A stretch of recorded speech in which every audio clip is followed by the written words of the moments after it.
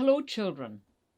I am going to tell you a story, and it's a funny sort of a story because do you know that there was one Christmas that Santa was going to cancel Christmas? And I'll start off with the time that I was going to America with my mummy and daddy and my sisters and brothers. And we were on the plane, and the plane to go to America had to fly over the North Pole. Now, normally you cannot see the North Pole because there are so many clouds. But this day it was very, very clear. And the pilot on the radio in the plane said, "Well, children, if you look out the right hand side, you will see Santa's grotto." Well, we rushed to look out the window, and way, way, way far down below, we saw the roof of Santa's grotto. But there was an awful lot of snow on it. And then we saw a whole lot of little figures, and those little figures were sleighing and skiing and sliding and having snowball fights. And then we went over clouds and we didn't see any more. But one of the things that I can remember is that I saw Santa's grotto from the outside. Now, this is a story about when Santa was reading all the letters, and there were bags and bags and bags of letters, and they were piled high. There were letters from Limavady, Ballykelly, Ballintoy, Ardiclave, McCoshquin, all different places, Coleraine as well. And they were sorting them out because Mrs. Claus was very, very good at sorting out the letters. And she would put them to one side and say, "Right, Santa, those children there, they want bicycles, and those children, they want scooters." And she had a pile for every toy that children wanted. But Santa was getting very, very annoyed because he was reading the letters and he was saying, "Now, Mrs. Claus, this is ridiculous. This is another child saying, 'I want, I want, I want.' They haven't said, 'Dear Santa, how are you?' They haven't said anything like that. And you know they haven't even said 'please.' And now I'm looking at the end of the letter and it doesn't even say 'thank you.' Well, I've had so many of these letters that I am really getting fed up. And if this goes on, I am going to cancel Christmas." Well, Kringle, the chief elf, was there helping Mrs. Claus, and Kringle said, But Santa, you can't. You just cannot. You cannot cancel Christmas. What about all those children, all who are waiting for their toys?" And he said, "Well, if they said please and if they said thank you, maybe I would consider it. But this is about the 6th year in advance that I have letters saying, 'I want, I want, I want.'" And you know what? The longer it goes on, the more years pass, the more children want for Christmas. It used to be that they only wanted one toy. Now they want 4 or 5 toys, and I have to try and get all of your elves to make those toys to deliver at Christmas. That's a lot of hard work, you know. "I tell you what," he said, "I will read the next 3 letters, and if they are the same, saying 'I want, I want, I want,' I am going to go on strike. Mrs. Claus and I will go on holidays." And of course, Kringle, the chief elf, said, "Oh, please, Santa, you can't do that. You can't do that. Oh, dear, oh, dear, oh, dear, what will we do?" Well, Mrs. Claus said, "Don't say, 'oh, dear, oh, dear, oh, dear,' because the reindeers might think you're talking about them and they might come here. Now, let us solve this problem. Santa, what is it that you want?"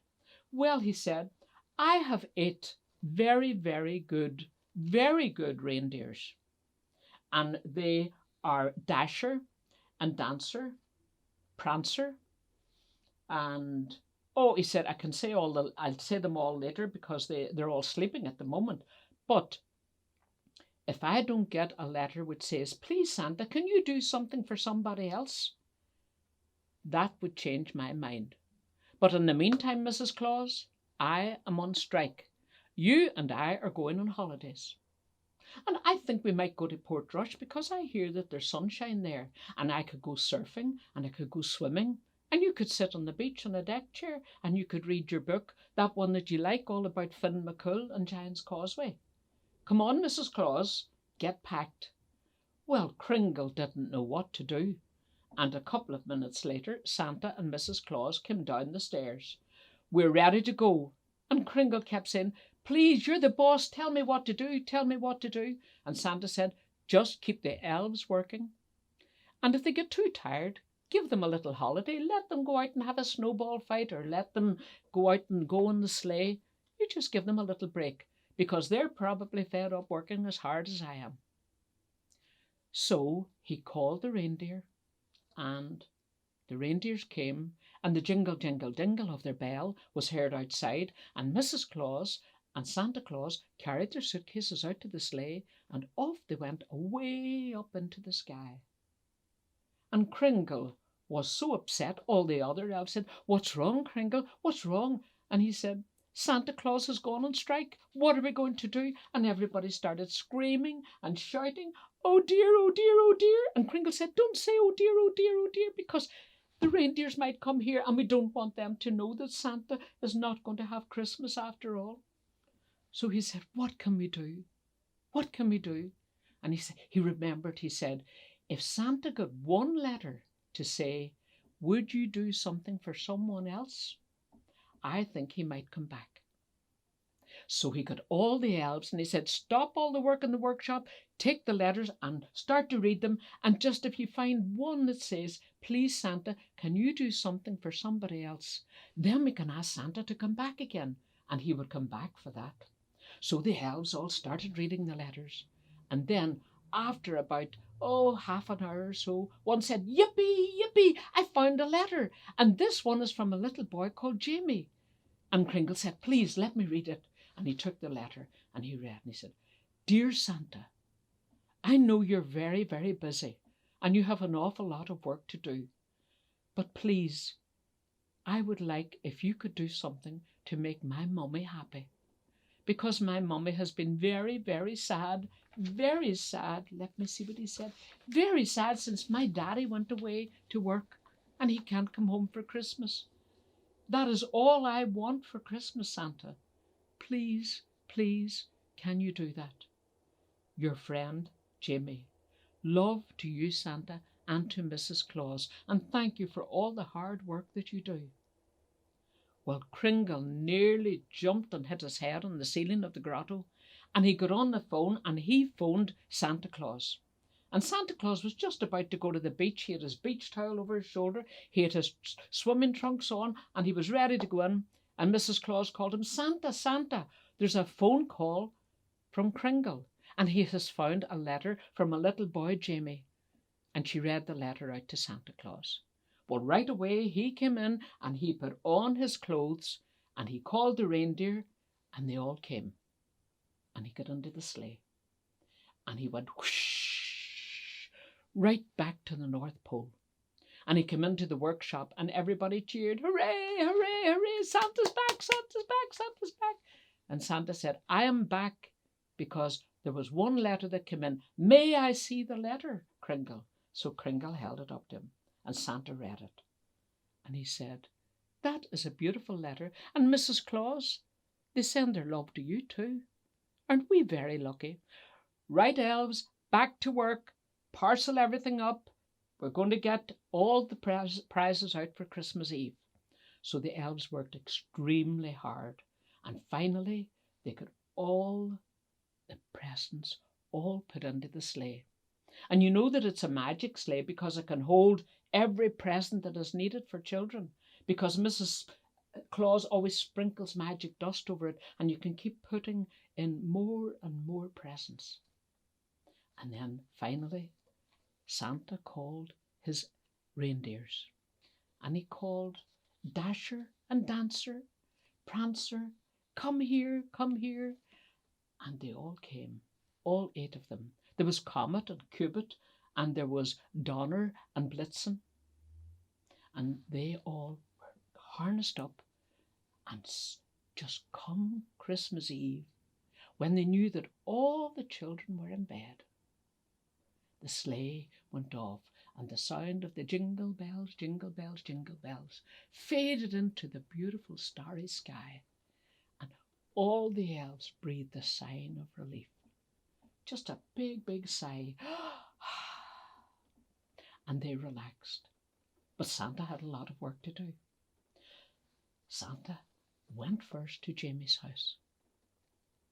And he quietly opened the door of Jamie's bedroom, and he went in and he left a beautiful, beautiful big Christmas stocking. And Jamie didn't wake then, but he moved a little in the bed, and Santa slipped out, and he was just going down the stairs when the sleepy little voice said, "Santa, is that really you?" And Santa turned around and he said, "Yes, Jamie, you have been such a good boy and you wrote such a beautiful letter." He said, "In the morning, I want you to look into the big onto the Christmas tree in the front room, and you will see some presents." And Jamie said, "But Santa, I didn't want any more presents. I just wanted something to make my mummy happy." And Santa smiled and he said, "Go back to sleep, Jamie, and your mummy will have something to make her very, very happy in the morning." So Jamie believed Santa, and he went back to bed, and he went back to sleep. And in the morning when he woke up, and he stretched his arms, and he said, "Oh, it's Christmas morning." And he got up, and he went down the stairs, and he opened the door of the living room. And there under the Christmas tree were piles of presents, and he couldn't believe his ears. And then he heard his mummy laughing in the kitchen, and he went in and he opened the door to the kitchen, and he could not believe his eyes. His daddy was sitting at the table having his breakfast. And his daddy got up and held out his arms, and Jamie ran towards his daddy, and his daddy picked him up in his arm and he swung him right round, and he said, "Good morning, Jamie. Happy Christmas." And Jamie snuggled into him and he said, "Oh, Daddy, Daddy, I didn't know you were coming home for Christmas. This is the best Christmas present ever." And his mummy came over and she put her arms around the two of them and she said, "Yes, this has made me very, very happy." And she said, "It is strange, your daddy wasn't to come home, but his boss had a letter from Santa to say that daddy had to be home for Christmas, and here he is." And then daddy said, "But it's even better than that, Jamie. Guess what? I don't have to go back to work. I can work from home from now on. Isn't that wonderful?" Well, the three of them were so very, very happy. And Jamie sat down and he wrote another letter to Santa. "Dear Santa, thank you, thank you, thank you from Mummy, from Daddy, and from me for making us the happiest family this Christmas." So, girls and boys, remember when you write your letters, say please and say thank you. And tell Santa to give Mrs. Claus a big hug too, because Mrs. Claus works very, very hard as well. Happy Christmas, children.